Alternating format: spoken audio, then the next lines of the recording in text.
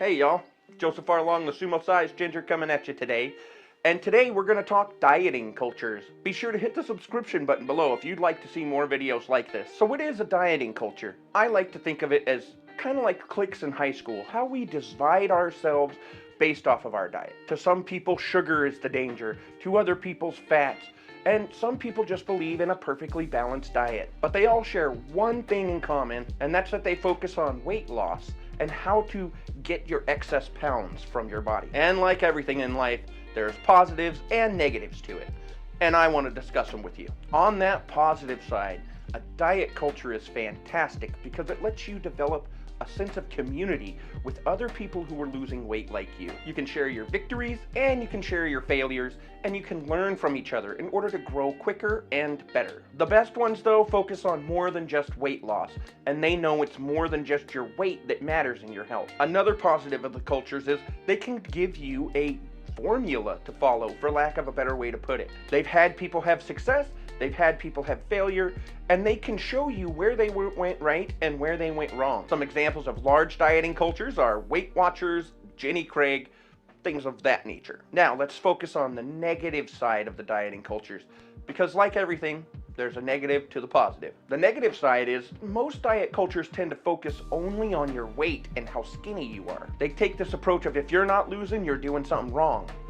And that's not necessarily the truth. They seem to ignore plateaus, they seem to ignore these other obstacles that can get in your way and prevent you from losing weight. There's also a lot of these cultures that don't focus any on the mental aspect of losing weight.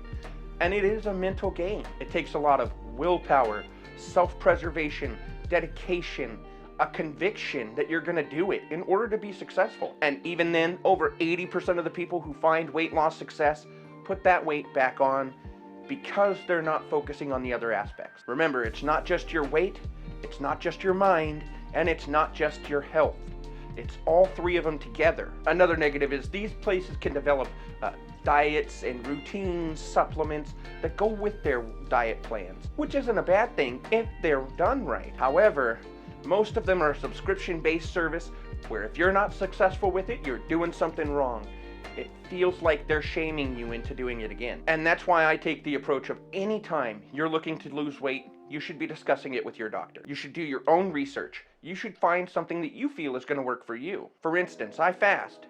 The reason I went with fasting is I looked at all the different diets out there and I decided it was the best one for me. It allows me to calorie restrict and yet still enjoy the foods that I love. Though I do still have to be careful because of sodium levels and other aspects, the calories itself I have no worry about. That being said, what works great for me may not work well for someone else. Somebody may throw themselves into a starvation mode where they're not going to be able to lose weight.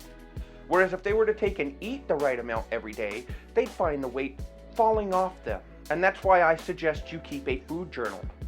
Whether you're doing it in MyFitnessPal or Noom or any of a million different weight loss programs, you need to find something that helps you track your food. And the reason for that is it holds you accountable. When you're tracking in your journal, it lets you see exactly where you're making your mistakes so that you can fix them. And as everything, your diet should evolve with you over time. But I digress, getting back to the supplements and things. If it's something trying to sell you a program, if it's something trying to sell you on a diet plan, more than likely, it's something trying to get you to spend money on it. And you can do weight loss without spending money, people, at least not more than your normal groceries. Even Jenny Craig is nothing more than a weight loss plan where they give you the food and you eat what they cook you. You could make your own stuff and probably save a ton of money. That's not to say that even these diet cultures that are more built on profit have anything wrong with them. Some people find success with it.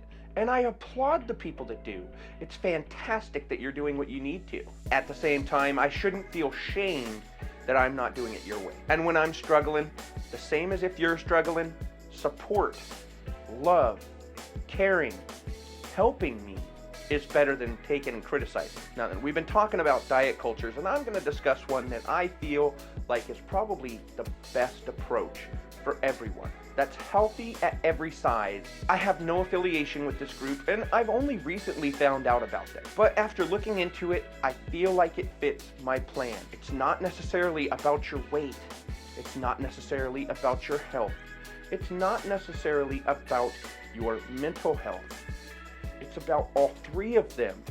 and how you feel as a person. Remember, happier people lose more weight than people who aren't happy, because the happy people are successful because they're enjoying it, and the people who are negative tend to not be as successful because it's a chore, not a lifestyle change. That being said, I don't judge anyone. You do you, and you do what you have to do in order to be healthy. And remember, if you enjoyed the video, be sure to hit the subscription button below. I'd love to hear your thought on dieting cultures, and I'll see you guys next one. You have a great one. Later.